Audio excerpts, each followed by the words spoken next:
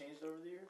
Yeah, my coaching philosophy has changed tremendously. I was a young coach, coached my alma mater, Eastern Illinois University. I think I was the head coach when I was 27.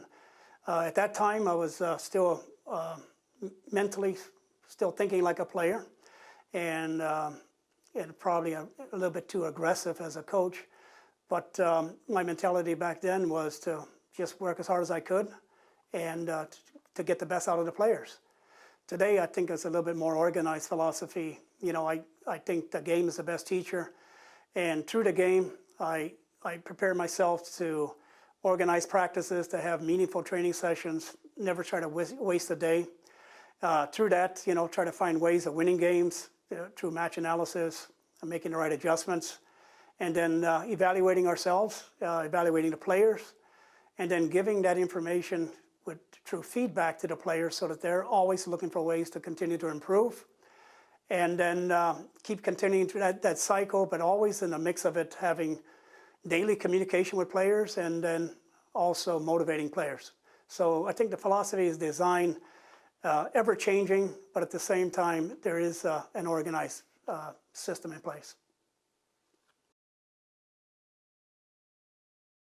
You know, I think I look for positive energy. I look for team chemistry. How important is the team chemistry? I'm not really sure, but all of us have been on teams where we hadn't had good team chemistry and wish we did. So there's a great book that I read that I keep very close to me. It's by Jim Collins. The book is Good to Great. And Jim Collins talks about getting the right people on the right seat on the bus so that you can make your journey to where you want to go. But he also states you gotta get the wrong people off the bus as quick as you can.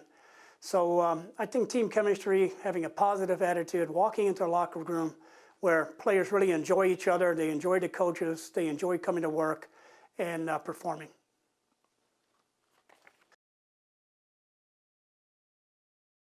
Well, I think a successful team obviously needs talent, but talent without hard work is a disaster.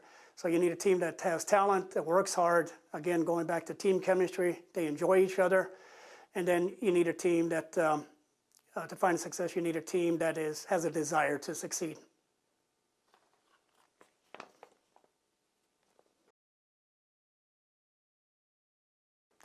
Well, being a martial artist for the last 40 years, discipline is a big thing in my life.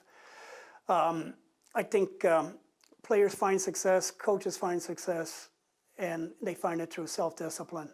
So discipline is important. Players have to understand and accept their roles. And how do you discipline players when they don't do those type of things? I think we all have our own ways.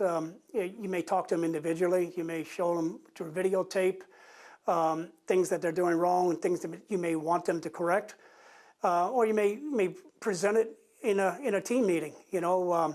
At the same time, you know, it's discipline is something you either have or you don't have. It's something that's important in your life or it's not. And I think the trick for us as coaches is to find the players with good character, and players who want to succeed, and players who are self-disciplined.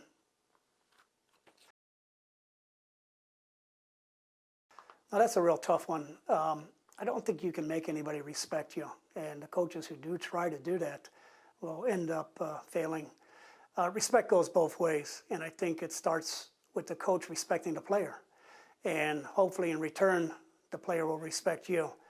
I think about how I would want to be treated by a coach, and I believe that I would want a coach to be honest with me, I would want a coach to be fair with me, and I would want a coach that has my best interests at heart. And then I think that's where the respect starts to develop. But it's not just the respect between a coach and a player. I think it's the respect between players and players. I think it's the respect between players and the coaching staff, whether it's the person in the training room or it can be the person in the equipment room. But it's a two-way street, and it's not something that you can make someone do. It's got to be something that you've earned.